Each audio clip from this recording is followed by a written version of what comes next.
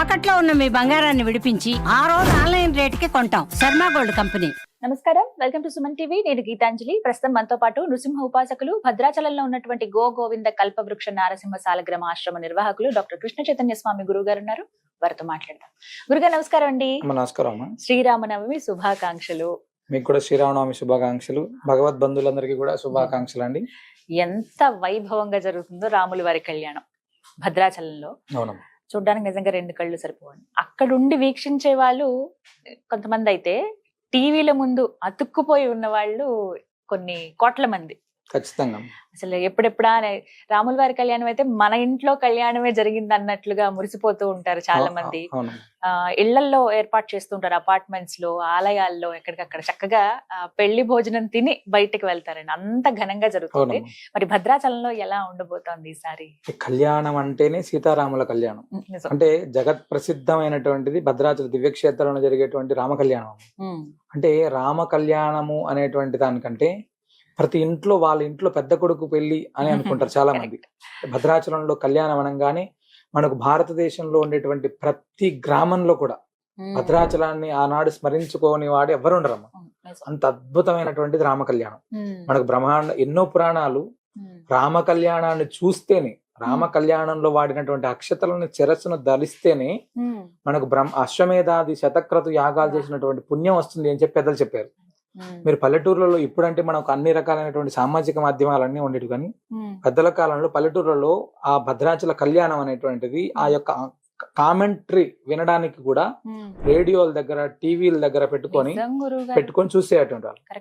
ఆ సమయానికి ఎంతో మంది వాళ్ళ పెళ్లిళ్ళు చేసుకునేటువంటి వాళ్ళు ఎలాంటి ముహూర్తంతో పని లేకుండా రామ కళ్యాణం నాడు వాళ్ళు పెళ్లిళ్ళు చేసుకునేటువంటి వాళ్ళు కొన్ని వందలాది వేలాది జంటలు. అంత అద్భుతమైనటువంటి, మీరు అయోధ్య కావచ్చు, ఒంటిమిట్ట కావచ్చు, ఇలా ఎన్ని క్షేత్రాలు. అయోధ్య అనేటువంటిది మనం హిందువుల ఆరాధ్యంగా పెట్టుకునేది, కానీ కళ్యాణం వచ్చేటప్పటికి మాత్రం భద్రాచలానికి మించి ఇంకెక్కడ లేదు. భద్రాచలం నాడు ఏనాడు కళ్యాణం జరిగితే ఆనాడే కళ్యాణం అంటే ముందు వెనుకలో వచ్చినప్పటికీ కూడా అంత అద్భుతంగా. ఈ సంవత్సరం చాలా అద్భుతంగా భద్రాచల దివ్యక్షేత్రంలో స్వామి అంటే అక్కడ ఆదివారం చాలా విశేషంగా జరుగుతుంది. సాధారణంగా కూడా మనం ఆదివారం అక్కడ అంటే స్వామి సూర్యవంశపు రాజులు కాబట్టి చాలా వైభవంగా జరుగుతుందండి. అలాంటి అద్భుతమైనటువంటిది ఈ సంవత్సరం కూడా మనం చాలా వైభవంగా కళ్యాణం జరుగుతుంది. వచ్చేటువంటి యాత్రికులందరూ కూడా చాలా వైభవంగా స్వామివారి అక్షతలు అక్కడ ఏర్పాట్లు కూడా, దేవస్థానం ఎంత అద్భుతమైన ఏర్పాట్లు జరుగుతుందంటే మా భద్రాచలంలో వచ్చేటువంటి ప్రతి ఒక్కరికి కూడా అంటే అక్కడ యాత్రికులకి ఎలాంటి సౌకర్యాలు అవసరం అంటే కళ్యాణ అక్షతలు, ప్రసాదాలు, ఇవన్నీ కూడా ప్రతిదీ కూడా చాలా వైభవంగా ఏర్పడేది. ఈ శ్రీరామనవమి తీసుకుంటే చాలా సంస్థలు అంటే ఆ కళ్యాణానికి వచ్చేటువంటి యాత్రికులకు ఏమేం చేయాలి సౌకర్యాలు చాలా అద్భుతంగా జరుగుతుంది. అలాగే ఎండాకాలం కదా, దానికి తగ్గట్టుగా కూడా జాగ్రత్తలు. అవునమ్మా, ఖచ్చితంగా. చలువు పందిళ్ళు అన్ని ఆల్రెడీ సిద్ధం అయిపోతున్నాయి. సిద్ధమవుతున్నాయి. మరి ఈ సందర్భంలో అక్కడే ఉన్నటువంటి స్వామివారు కల్పవృక్ష నారసింహ స్వామివారు ఎలాంటి సేవా కార్యక్రమాలు అంటే సాధారణంగా ఏం కార్యక్రమాలు? మనం కల్పవృక్ష నరసింహ స్వామివారి ఆశ్రమానికి వచ్చేటువంటి యాత్రికులకు కావచ్చు, భద్రాచలంలో వచ్చేటువంటి రామనవమికి కాదు, నిత్యం వచ్చేటువంటి యాత్రికులకే మనం నిత్యాన్న ప్రసాద నిలయం ద్వారా రోజు కొన్ని వందల మందికి ఆహారం అందిస్తున్నాము. అయితే సాధారణంగా మన అందరం కూడా శ్రీరామనవమికి వచ్చేటువంటి రోజు పెడుతుంటారు అందరూ కూడా అక్కడ. అంటే నవమి రోజు వచ్చేటువంటి యాత్రికులకి అన్న ప్రసాదం పెడుతుంటారు చాలా వరకు. అంటే వివిధ ఆధ్యాత్మిక సంస్థలు కావచ్చు, సేవా సంస్థలు. మనం అలా కాదమ్మా. అంటే గోటి తలంబ్రాలని ఒలిచి అవన్నిటిని కూడా కాలినడకన తీసుకొని వచ్చేటువంటి యాత్రికులకు ముందు 2-3 రోజుల నుంచి కూడా ప్రతి నిత్యం కూడా భోజనం, ఉదయం, మధ్యాహ్నం, సాయంత్రం వాళ్ళకి భోజనం కావచ్చు, మజ్జిగ, మంచినీళ్ళు, ఇవన్నీ కూడా మనం ఉభయ తెలుగు రాష్ట్రాల్లో చాలా ప్రాంతాల నుంచి భద్రాచలానికి కాలినడకన వస్తారమ్మా. మన నృసింహ సేవాలయం ద్వారా నుంచి వాళ్ళకి మజ్జిగ, మంచినీళ్లు అంటే వచ్చేటువంటి ప్రతినిత్యం. లాస్ట్ ఇయర్ మనం సుమారు 25,000 మంది పైచులకు మందికి అన్నప్రసాదాన్ని అందించాము. అంటే వచ్చి కంటిన్యూగా పెడుతూనే ఉన్నాం 3 రోజుల కాలం పాటు. నృసింహ సేవావాహిని ట్రస్ట్ ద్వారా అనేక మంది నృసింహ భక్త కుటుంబం అంతా కూడా చాలా వైభవం. అంటే ఆ కళ్యాణం రోజు అక్కడికి వచ్చేటువంటి యాత్రికులకు మేము ఏదైనా చేయాలి అనుకునేటువంటి చాలా మంది. అంటే ఒక అడుగులో అడుగు వేసుకుంటూ మనం ఎండాకాలంలో నడవడమే చాలా కష్టం. చెప్పులు లేకోకుండా కాలినడకన గోటి తలంబ్రాలు తీసుకొని వేలాది మంది నడుచుకుంటూ వస్తుంటారు. అలాంటి వాడికి మనం కాసిన్ని మంచినీళ్ళు, కొంచెం మజ్జిగ, అంటే రాముడు నిజంగా అలాంటి వాళ్ళలోనే వండి తీసుకుంటారు. మేము ప్రత్యక్షంగా ఒక సంఘటన మేము 2 సంవత్సరాల క్రితం మేము అనుభవించామా. ప్రతి సంవత్సరం కూడా మేము మజ్జిగ, పానకము, తర్వాత పెరుగన్నం, పులిహోర ఇలాంటివన్నీ ఏర్పాటు చేసి పెట్టేటువంటి గత 2 సంవత్సరాల క్రితం ఇది సంగతి. పెట్టేటువంటి సమయంలో మధ్యాహ్నం 11:30, 12:30 ఆ సమయంలో చాలా విపరీతంగా వస్తుంటారు ఈ మజ్జిగ తాగడానికి ఇలాగా. ఆ సమయంలో నేను అహోబిల మఠం దగ్గర బయట నిలబడి మాట్లాడుతుంటే యాత్రికులతో అన్న, తమ్ముడు, భార్య, అంటే భార్యాభర్తలు, ఒక తమ్ముడు, అంటే రాముడు, లక్ష్మణుడు, సీతలాగా మేము నాకు చెప్తుంటే ఇప్పుడు నాకు కూడా ఎలానే ఉంది. అంటే అద్భుతమైనటువంటి సేవలు చేస్తున్నారు, చాలా బాగుంది, అంటే మంచి కైంకర్యం చేస్తున్నారు, దినదిన అభివృద్ధి అవ్వాలి అని చెప్పి వాళ్ళు ఒకసారి భుజం ఇలా తట్టి వెళ్ళారమ్మా. అంటే భగవంతుడు ఆ రూపంలో వచ్చి తట్టారేమో నాకు తెలియదమ్మా.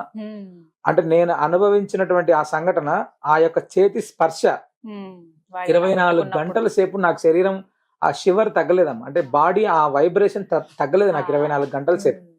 అంటే నిజంగా రామచంద్రమూర్తియే మనం చేసేటువంటి దాన్ని మెచ్చాడేమో. రాముడే నిజంగా ఎంత అంటే ఈ సేవ చేయడానికి. మాది అనంతపురం జిల్లాలో కునుకుంట్ల అనే ఒక చిన్న గ్రామం అమ్మ. అక్కడ రాముల వారి గుడి ఉంటది. నేను చిన్నప్పుడు అక్కడ భజనకు వెళ్ళి రోజు రాత్రిపూట భజన దగ్గర తాళాలు కొట్టి అక్కడ ఉన్నటువంటి రాముడికి హారతి, మా నాన్నగారితో పాటు నేను వెళ్ళి హారతి ఇలా కార్యక్రమాలు పాల్గొన్నాను. నా జీవిత కాలంలో నేను ఎప్పుడైనా భద్రాచలం చూస్తానా అనుకునేవాడిని చిన్నప్పుడు, 5 సంవత్సరాలు, 6 సంవత్సరాలు, ఇలా 10 సంవత్సరాల లోపల. అలాంటి నన్ను శాశ్వతంగా భద్రాచలంలో తీసుకొని వచ్చి పెట్టాడు స్వామివారు. మామూలుగా ఎక్కడ అంటే మామూలుగా ఏ తీరుగా నన్ను దయచూపి పెదవు అని రామదాస్ కీర్తనలో ఉంటది. చాలా పాటలు నేను వాళ్ళతో కూర్చొని పాడేవాడిని. అప్పుడు నిజంగా అనిపించేది భద్రాచలం అంటే ఎక్కడో ఉంది, మనం జీవిత కాలంలో ఒక్కసారైనా దర్శనం. అలాంటి భద్రాచల క్షేత్రంలో ఉండి కొన్ని వేల లక్షల మందికి సేవ చేసుకునేటువంటి భాగ్యాన్ని రాముడు ఇచ్చాడమ్మా అక్కడ. ఆయనే అప్రిసియేషన్ చేశాడేమో నిజంగా నువ్వు ఇంకా అద్భుతంగా చేయని. ఆ సంవత్సరం తర్వాతనే మనం నిత్యాన్నదానం స్టార్ట్ చేసామమ్మా. స్వామి ఎప్పుడైతే భుజం తట్టాడో ఆ మరుసటి సంవత్సరమే అక్కడ వచ్చేటువంటి యాత్రికులు నిత్యం అన్నప్రసాదం పెట్టాలని అన్నప్రసాద నిలయం స్టార్ట్ చేసాం. శ్రీరామనవమి కావచ్చు, ఇలా పండుగలు, వైకుంఠ ఏకాదశి, ప్రతి నిత్యం వచ్చేటువంటి వాళ్ళకి కొన్ని వేల మందికి ప్రతి నిత్యం అన్నదానం. ఎక్కడి నుంచి వస్తున్నాయా ఇవన్నీ మీకు డబ్బులు ఎలా వస్తున్నాయి అంటే నిజంగా ఈనాటికి కూడా మేము ఎవరి దగ్గరికి వెళ్ళి దేహి మాకు ఇవ్వండి అని మేము ఎవరిని అడగట్లేదు, చేయి చాచట్లేదు. ఏ యాత్రికుడు ఎలా ఇస్తున్నారో, ఎవరు ఇస్తున్నారో, ఏ మహాత్ముడు బియ్యం పంపుతున్నారో, మేము ఇలా వీడియో చూసి వచ్చిన వాళ్ళు చాలా మంది, స్వామి మేము బియ్యం పంపిస్తాం, కూరగాయలు పంపిస్తాం. పోయిన సంవత్సరం శ్రీరామనవమికి కొద్ది రోజుల ముందు ఆవుకాయ వేయాలి అని మేము అనుకుంటే ఒక భక్తుడు ఎవరో తెలియదు లారీలో చిన్న కంటే దాంట్లో మామిడికాయలు పట్టుకొని వచ్చారు. మేము ఒక 4 రోజుల క్రితం అనుకుంటే మరుసటి అలా వచ్చాయి. భగవంతుడు నిజంగా వచ్చే యాత్రికులకు పచ్చడి కావాలి అనుకున్నా, పచ్చడికి పంపించాడు. అలాగా ఎవరు ఏ రూపంలో ఎలా వస్తున్నారో తెలియదు. ఈ సంవత్సరం కూడా కనీసం ఒక 25,000 మందికి ప్రసాదాన్ని అందించాలి అని అనుకున్నాం. ఆ భగవంతుడు ఏం సంకల్పం చేస్తాడో తెలియదు. ఖచ్చితంగా మా వంతుగా మేము చేయడానికి ప్రయత్నం చేస్తాం. ఖచ్చితంగా అంటే మన సంకల్పం మంచిదైతే దైవం తోడు ఉంటుంది అనడానికి మీరే ఖచ్చితంగా ఇది చాలా మందికి తెలిసే ఉంటుందండి. భద్రాచలంలో రాముల వారి సన్నిధికి చాలా దగ్గరలో 100 మీటర్లు కూడా ఉండదేమో. కొంతమంది వెళ్ళారు ఇప్పటికే. వెళ్ళని వాళ్ళు ఈసారి భద్రాచలం వెళుతున్నారన్న వాళ్ళు ఖచ్చితంగా సందర్శించండి.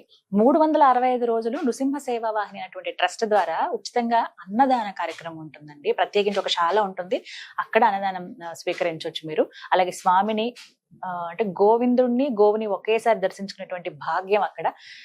శ్రీరామనవమి సందర్భంగా శేషమైన జనవాహిని వస్తూ ఉంటారు రాముల వారి కళ్యాణం చూడడానికి. వారందరికీ కూడా వివిధ సేవా కార్యక్రమాలు జరుగుతాయి. భక్తులందరినీ ఉద్దేశించి ఆహారం పెడుతూ ఉంటారు, మజ్జిగ ఇవ్వటం కానీ ఇవన్నీ. కానీ కమ్మటి భోజనం మీరు చేయాలనుకుంటే మీరు రావచ్చు గోవింద కల్పవృక్ష నరసింహ సాలగ్రామ ఆశ్రమానికి. ఇప్పటికీ అంటే ఎక్కడ బ్రేక్ లేకుండా కంటిన్యూ చేస్తూ ఉన్నారు. ప్రతిరోజు విశేషంగా ఉంటుంది. ఇంకా ఆ రోజు ఇంకా ప్రత్యేకం అనమాట. మీరు గనక రాముల వారి కళ్యాణానికి వస్తే ఖచ్చితంగా వెళ్ళి ఆశ్రమాన్ని కూడా సందర్శించండి. కల్పవృక్ష నరసింహ స్వామి వారిని కూడా మీరు దర్శించుకోండి. ముడుపులకి చాలా ప్రత్యేకం. కోరిన కోరికలు తీర్చి కొంగు బంగారంగా నిలుస్తున్నారు కల్పవృక్ష నరసింహ స్వామి వారు. మీరు అందరూ కూడా దర్శించుకోవాలని కోరుకుంటున్నాను.